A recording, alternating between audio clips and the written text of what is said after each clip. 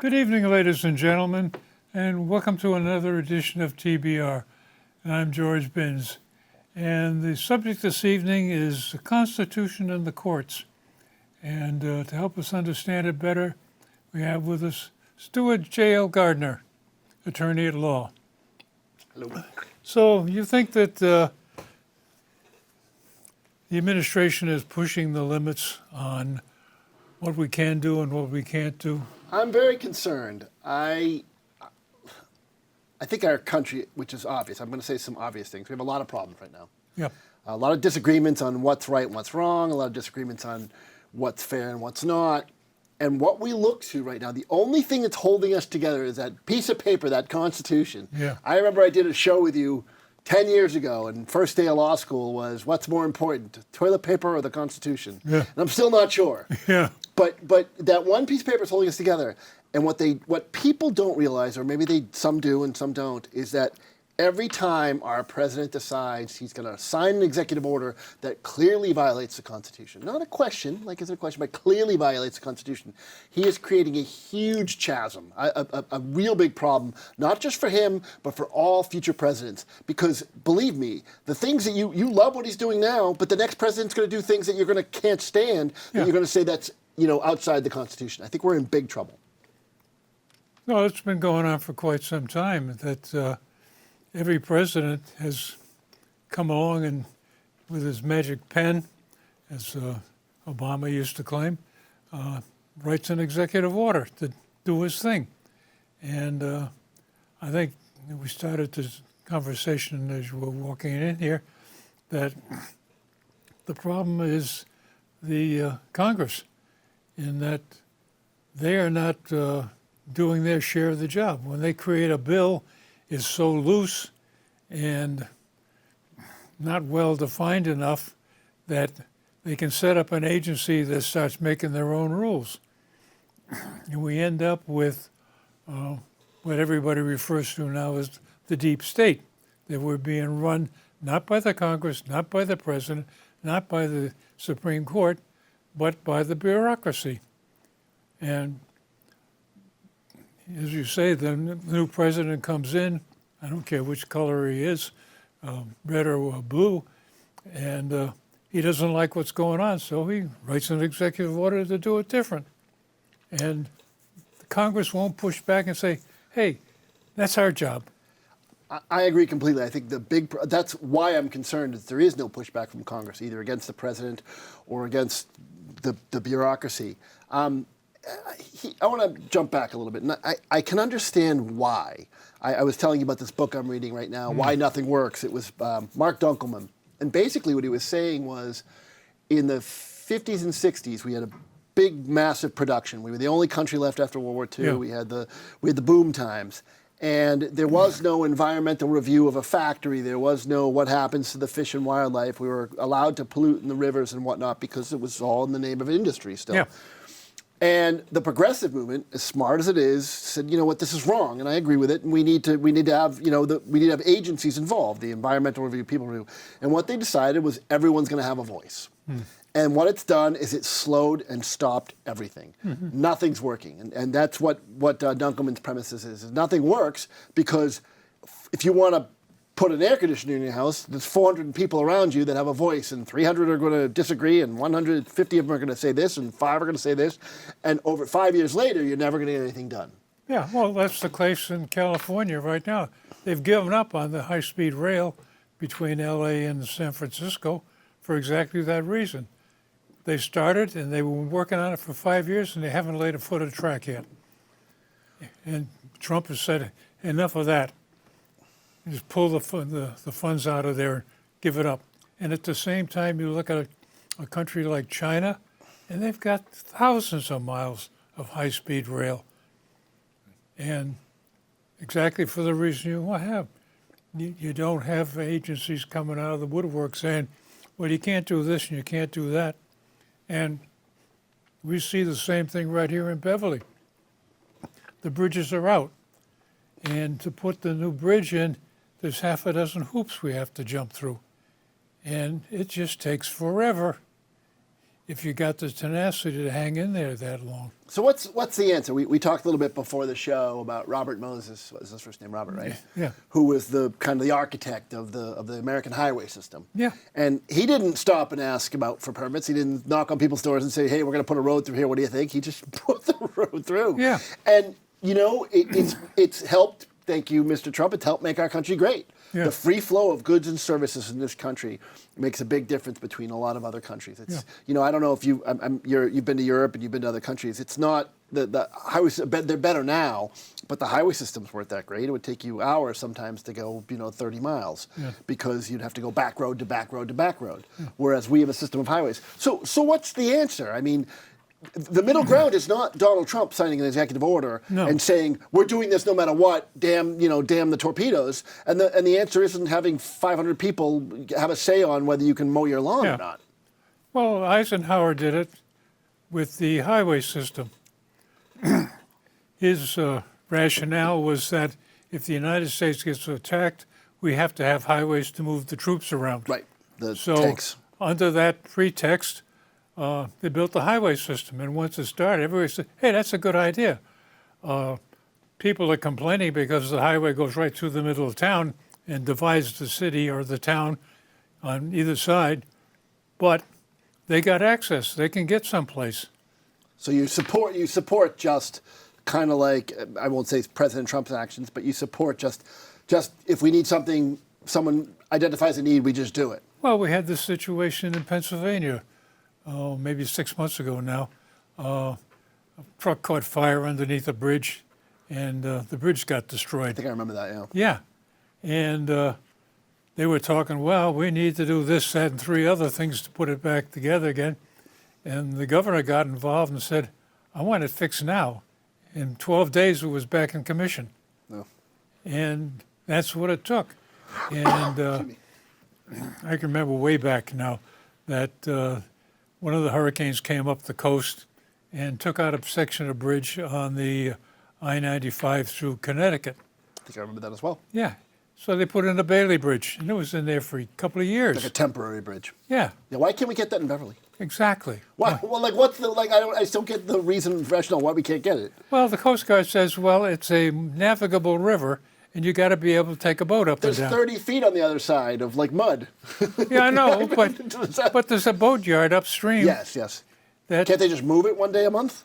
one of the schemes that they started on, I don't know what happened to it, fell apart, was they're going to move the boat yard. Yeah. So there is There was no there was need. yeah. Then there was a certain kind of eel grass. You can't disturb that Yeah. kind of thing. And when I asked the DOT about, okay, why don't we just dust off the drawings of the bridge that's there right now and buy the pieces, put another one in? Well, that bridge was designed in 1926, and we don't do that anymore. You know, and you get all these answers back that why we can't. You never get an answer back that, oh yeah, we can do that. We sound like we're part of the problem, George. I know. Well, let me. We've digressed because it proves a point, but we've definitely digressed. My concern is that the freedoms that we have now, the First Amendment, the Second Amendment, the Fourth Amendment, the Fifth Amendment, that's just a piece of paper. Yeah. It's just a piece of paper. It's not. If the cop on the corner, if the FBI agent, if the CIA agent, if the Trump worker, if the next president worker doesn't believe you have those rights, you don't. Yeah. And it's terrifying. And I say that with all due respect to people that support our president right now. If you're allowing a president to sign a piece of paper and say, we talked about naturalization of U.S.-born citizens. Right now, what is it? The 14th Amendment allows you to, if you're born in the United States, you're a naturalized citizen. And he had an executive order in January of 2025 trying to get rid of it. And I know it's going through the courts. Yeah. I'm not sure if I agree with the amendment. I don't know if you should be able to allow to drive across the border, have a baby, and have that baby get all the full rights of being a U.S. citizen. I'm not sure if I agree with that. But it's got to go through the process. We talked about this too. We'll talk about this in a second about due process. If we decide that an executive, that one man, one person, one woman that's a shadow government, not the bureaucracy that you can't stand down the corner. That's a shadow government too. Yeah. But the real shadow government is the guy at the top going, not this amendment. because the next guy is going to go no guns or the newspapers. If you put something we don't like in the newspaper, we're going to put you in jail. That's why we don't like Russia. That's why we don't like North Korea. Yeah. Because they do that to their individuals. They put people in jail for 20 years for getting caught with an ounce of pot. It's just not fair. Yeah, and I think the issue you're I'm getting coming up with passionate. is sooner or later, the Congress has got to take over and do their job. One of the things that really surprised me is that the last time Congress voted for a war, World War II? yeah, No, not Vietnam, which was a police and action. you think of how not many Korea. Yeah. fights we've been involved 30. in since then, 50? Yeah. all that free-for-all in the Middle East. Grenada. I think they voted for Grenada. No, No? they voted for nothing. You sure? I'll double Yeah, check. and this is, I think, one of the problems that my take on Congress is all they ever do is pass an override on the debt ceiling. It's not going to happen in October, I'll bet. Yeah, and that's the extent of it. And try to get anything else done, it just doesn't happen. I'm going to put the blame on your president on that as well. I mean, he terrifies his. I don't know why they're so terrified of him, but you know, we maybe it's term limits. Maybe it's I don't know, George. How do you get the legislative branch to stand up? How do you get them to do their job? Good question. I wish I had a good answer. Come on, you're the head of the bench board. I want to talk about another thing. Due process. You know, the president. You know, and I understand. You got bad guys in the United States that shouldn't be here that are committing crimes. And I get the whole point. You don't want to. You want to think an old Texas kind of like an old cowboy western where they just shoot the bad guy and it's over. Yeah. In theory, that's a great idea. In practice, it doesn't really work. No. So that's where we have due process. Even if it's a summary process, when someone says summary process, that means it's quick. You can do it quickly. You can kind of get over with. But to eliminate due process for anybody means you eliminate due process for everybody. Yeah. That means he can arrest you. He can arrest me. He can arrest the producers of this show. He can arrest anyone he wants and send him to that concentration camp he got going on down in Florida because he wants to. That's terrifying. Yeah, no, that's what it comes down to when the rest of the system doesn't work. And we're in a situation where we've got humongous problems that have keep growing, and nobody does anything about them until the point of, oh, China's going to take over the world, and we're going to become the equivalent to Russia now, second-rate power or third-rate power.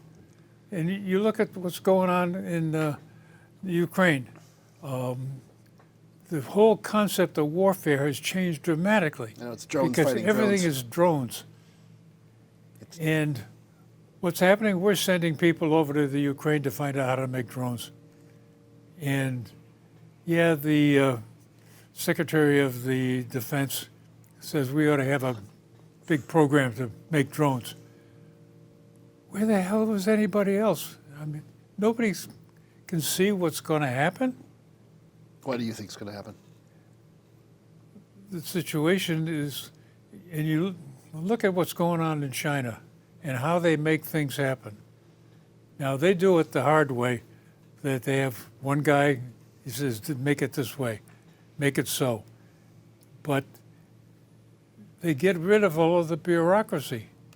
Now, they've gone off the deep end and they got themselves into trouble. Yeah, if they're going the wrong direction, there's no one there to stop them. Yeah. So that's the advantage of our system. So it's the advantage of our system, but if you carry it to the extreme that we're in right now, nothing happens. Be back to your book. And we get into the situation where, yeah, there's problems, and you and I can bitch about it all we want. And we do. And get our blood pressure up, but other than that, nothing happens.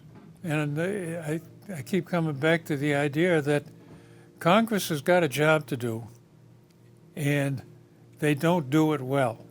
They pass a law, and the law is so general that they have to create an agency to implement it. And by the time you create that agency to implement it, the Congress has moved on to something else, and nobody's watching the agency, and it does its thing. And one of the classic examples is DDT. DDT was a marvelous invention in World War II. They sprayed the troops with it and kept the parasites down. And it did a marvelous job in knocking out the mosquitoes that cause malaria. Yeah. The United States used to have a serious malaria problem in the South. And they flooded the swamps with the stuff and killed the mosquitoes. That was the end of that. Killed the birds and the bees too. Yeah. Well, there's side effects to it, understand. And you got to crack an egg to make an omelet. So there's always going to be side effects. But along came the secretary of the EPA, and he has a commission to investigate DDT. Yeah. And they investigated DDT. They said, well, yeah, it's got problems, but you got to control it. You just can't spray it willy-nilly. You got to keep it under control. And they eventually got to a point of saying, this is how much you can spray, this is how much you can do it, and on and on and on it went. And he said, hell no, just kill it altogether. No DDT. And the effect on the farms was somewhat devastating, because now all of a sudden they got to come up with some other pesticide or some other way to control the parasitic insects. And eventually they did. They got Roundup and a few other things that people get upset about. But there is one of the classic cases of one guy in the deep state makes a decision contrary to what his advice was, and we're stuck with it forever. Well, how is it any better than what's going on now? Or kind of Exactly. We got the same thing going on. Yeah. And you mentioned my book. I get how Trump got his name. You know, I'm going to butcher this story, but there was a problem in New York City with an ice rink, and this is back in, I want to say, in the 90s. And it was, $50 million over budget. There was they caught up in the bureaucracy, couldn't mess it. And along comes a developer and says, I'll take over the project, I'll fix it, I'll do all this kind of stuff. And basically he was the savior. That man was Donald Trump. And the author Marc Dunkelman, who says I'm not a Trump fan, was saying that when Trump walked out of City Hall when this was all done, everyone applauded. That he was the hero. Yeah. And I get it, but he surrounded himself with a lot of vindictive, angry, not super intelligent people that are pursuing their own agendas. We're not getting good democracy. We're not getting even good government. We're just getting someone's kind of like warped agenda about how to take revenge on their enemies. And you talked a lot about China. They cut back. They said no more funding for all the. I was reading an article about the biotech in Massachusetts with all the funding cuts are having a lot of problems. History abhors a vacuum. The studies that they were doing, the things that they're working on right now, we might not agree with what's going on, but were stuff that the government, that the system wants eventually. I don't know what they were, but inventions or disease control or whatever it is. If the U.S. government pulls their money out, someone else is going to come in with that money and do the research. It's still going to happen. It's going to be China. It's going to be North Korea or private enterprise. So all we've done is lose our control over this important research. Yeah. Just because of someone in the administration has a vendetta against intellectuals or against, the liberal establishment or something. I think we're shooting ourselves in the foot. Well, I think what's happening is that a lot of people got upset about the way the universities were using a reverse discrimination. Yes, I agree. And they were preventing Orientals who were doing very well Asians. from getting into the school, Asians, and emphasizing minorities that maybe they shouldn't have been there, but they were imported because we got to meet a quota. Sure. And the only way to get their attention is saying, well, cut off your funds. Unfortunately, the only funds they've got are the ones that are doing some useful work. Right. And you look at the universities, and what they've ended up doing is they've added more administrators than they have teaching staff. Yeah. And And the price of a university is going out of sight, a college. is going out of sight. So, yeah, they've got a good system, but it's out of control. I hear these complaints all the time, and for as much empathy and compassion I have, you know what I say? I say Alabama, Tennessee, Minnesota. I don't make your schools better. If you want to compete with the Asians or the foreigners that are doing really well, do better. Yeah. Don't. You know what? I'm not in love with the quota system either. I'll say that true. You know, I hear it all the time. I hear like, I was watching. I don't know why. I happened to be watching Tucker Carlson's show. And he had this guy on from Boston who was complaining about how the average Bostonian can't live in their neighborhood anymore. And I have sympathy for them.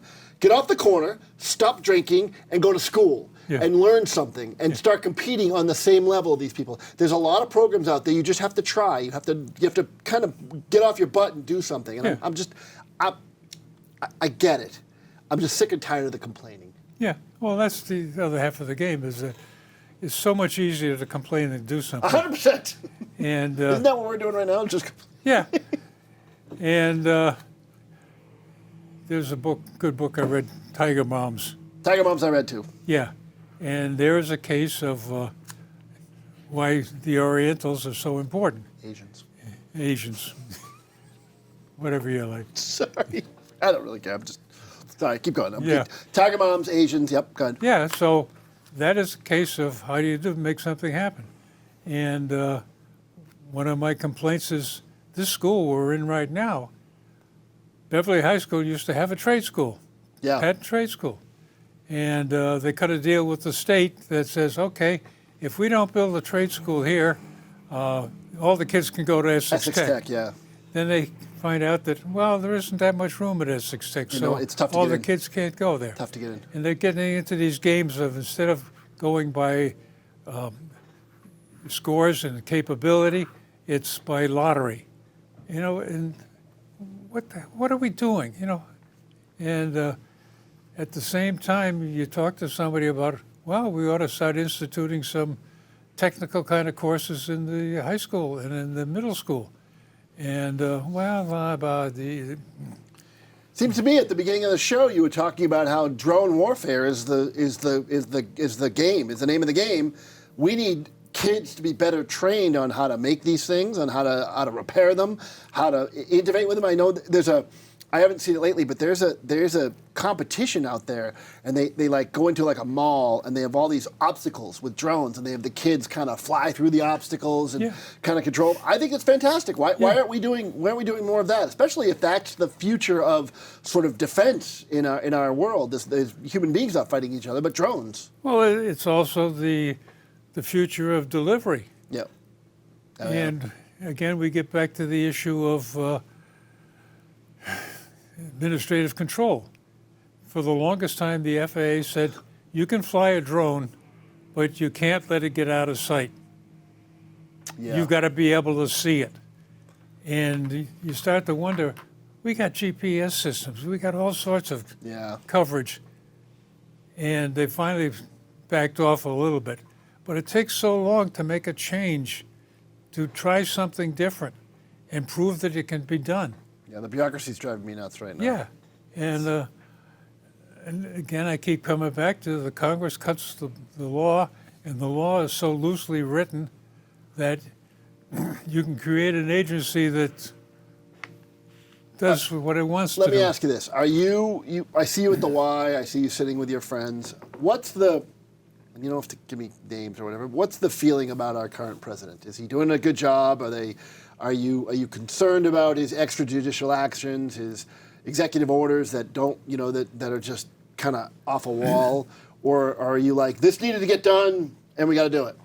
Well, okay, you're asking me personally. I'm asking you personally. Yeah. Basically, as far as I'm concerned, the country is in terrible shape. Our debt is $3.7 billion. Our GDP is only $2.9 billion.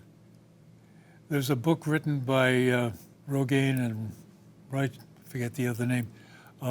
This time it's different, where they've looked at a number of countries that have gone bankrupt. Yeah. And their rule is when the debt gets to 90% of GDP, you're in serious trouble. We're way beyond that. Yeah. There's another one called Ferguson's Law that says if you're spending more money on interest than you are spending on defense, Yeah.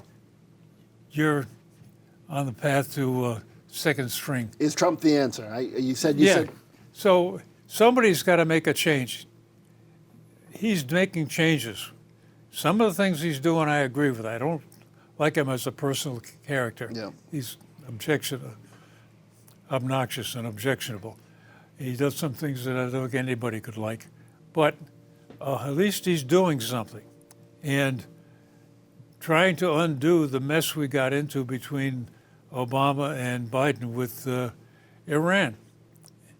Iran is going to, they already got missiles. And I haven't heard whether they're intercontinental range yet, but they can take in most of Europe. Sure, they've got smart scientists there. Yeah. And if they ever get a bomb, they're just going to be like another North Korea. Yeah. So somebody's got to do something. I'm very glad that the Israelis went in and took out all their defenses. Sure. And I would like to hear a better story whether the bunker bombs did any good or not. It's a mixed story, but yeah, we get mixed results. But how do you you can't trust them? I mean, it's a whole other show about how information's filtered from the top, and you can't trust the information. That's one of the things that I think again makes our country great is the free flow of information. Yeah, the newspapers are too biased. You either get a left paper or a right paper. Same with the TV shows. Yeah. So it's a challenge one way or the other as to how do you make sense out of it? My final response to your Trump comment is the good news is we're making great time. The bad news is we're going in the wrong direction. Okay. And I think it's debatable what the right direction is. I agree. I agree. It's tough to tell. Because China seems to be in their own set of troubles. Yes. They've overdone it on building. 100%. And their finances are totally screwed up. And whether they can recover from that or not in time to do it. But at the same time, BDY is making better electric cars than Tesla. Yeah. And they are going to take over the automotive business for the whole world. I've heard good things about that. Sure. So there are some things China does well.